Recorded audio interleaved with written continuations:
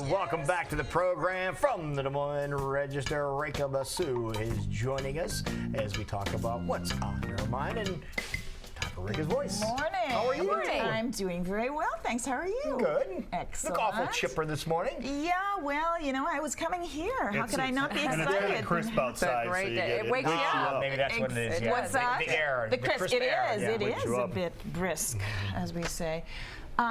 So what I'm talking about today is how Republicans are eating their own. And this is a problem tasty. both tasty, I don't know about, I wish the more Republicans would do that, actually. Really, you We do? need to get rid of a lot of them. Well, let her finish her thought, and Okay. then we'll let you dig in here. So this is happening both nationally at the congressional level, and it's happening at the Iowa state level. And the issue is that there is this small, hardcore, well, I don't know how small it is actually, it seems to be growing, of very far right Republicans who are trying to torpedo even what conservative Republicans are doing, because they don't think they're going far enough and being destructive enough to Democratic agendas. So, for example, we're seeing this at the congressional level. John Boehner just resigned because he did not have the faith of the Republicans in the House that he was leading. And so there was and this was all around the effort to shut down the government because of the effort to defund Planned Parenthood. So John Boehner was not willing to go that far and shut down the government, and now, you know, he's had to leave because he knew he was not going to have the confidence of his party. What's happening here is that there's a small group of people in the Iowa legislature who are trying to get Planned Parenthood at the state level defunded, and they're pushing Governor Branstad, who is also a conservative and definitely anti-abortion governor, to do that. But Governor He promised he would. He may have made that promise, but he had no grounds on which to make it, because you can't legally, they haven't done anything wrong is the thing, because here in Iowa, Planned Parenthood of the Heartland does not provide fetal tissue for research, which is the issue that's causing the effort one at the getting the most national level. attention, yeah. Exactly, for the government shutdown and all of that. They don't do that, and they also don't use state money for abortions. They haven't for several years. The only way that the state could be funding abortions is through the Medicaid program for low-income women, and that's only in cases of rape, incest, or severe damage to the fetus or danger to the life of the mother. But nobody has requested that funding for the last 2 years, so that's not even an issue anymore. So really, this is not an issue. The only reason why they, and backed by Bob Vander Plaats, the head of the very Christian conservative Iowa family leader, the only reason why they're going after this is simply because Planned Parenthood's name is associated with abortion, but it has nothing to do, and abortion, of course, as we all know, has been deemed a constitutional and a legal right in this state and nationally. Let's no, not it get hasn't. carried away with the Supreme Court doesn't make law. It upholds law. It affirms law. It affirms the constitutional underpinnings of laws, and it has said that women have a right of privacy. But these laws that aren't basis. mentioned in the Constitution are supposed to go back to the states, right? The 10th Amendment says Not if every woman has a right to make choices over her own body. That's not a state-by-state issue. And That's a again, national we could go around and around with the body thing again. It just so happens that the body in question is inside of another person's body. I will say this about what's happened now since Obamacare. Yeah. We have 13 Planned Parenthood clinics in Iowa. Yes. None of them provide mammograms. 0.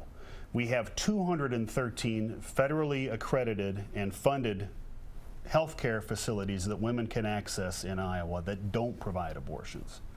So you're saying there's none of them provide, but they do breast cancer screening, so how do they do that without mammograms? There's no longer a need to have Planned Parenthood clinics open unless they're open for abortions. Well, actually, I mean, what Planned Parenthood would tell you is that a lot of these clinics don't provide the comprehensive set of services that they do, which include screenings also for STDs, for HIV, which include, they say breast exams. Now, if you say not mammograms, then I'll buy that, because that's a radiological I have zero problem issue. helping poor Birth women control. get health care. Zero, none.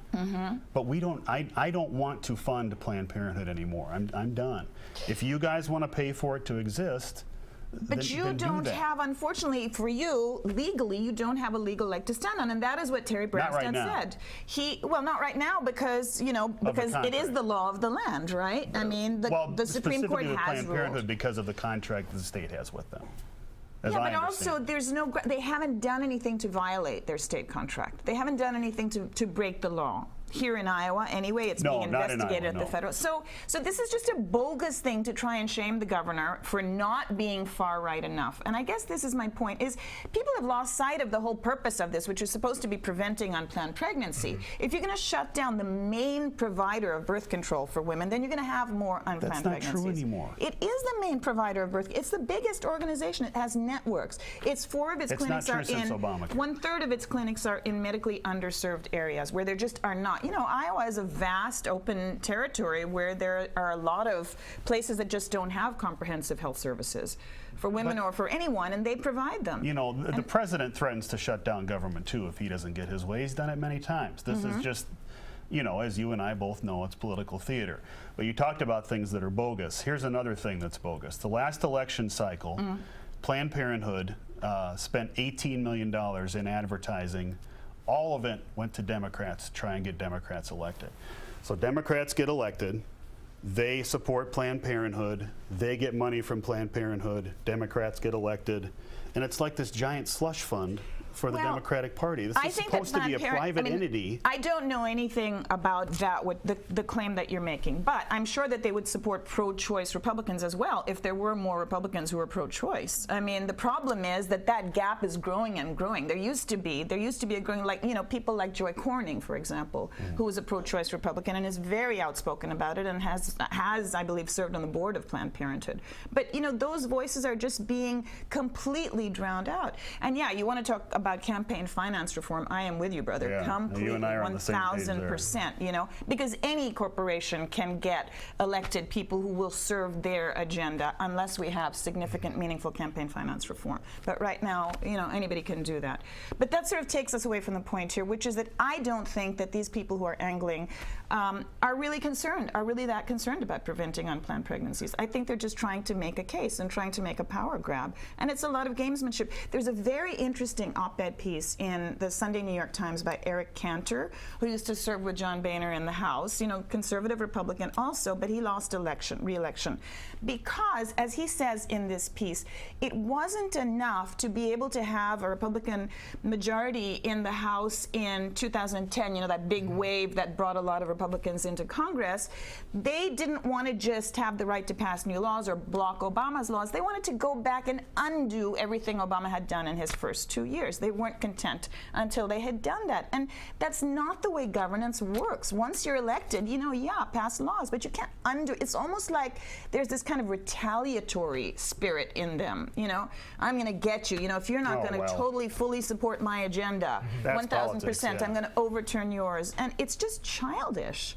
And, you know, the fact that they're now fighting each other and they all believe in the same basic things is absurd. It's not good for the party. And believe me, you know, I don't belong to any party. Right. And I'm not as concerned about the health of either party as I am about good policy and good rules that I think are progressive. But, you know, I think that they're eating their own and it doesn't make sense at any level. I wish there was an alternative to a two-party system. Yeah. Because it does get really old. I agree. with that. All right, so if people want to get more into this and get more details, It's in today's register, page 17A. got it. Perfect. Thank you, Rekha. Thank you.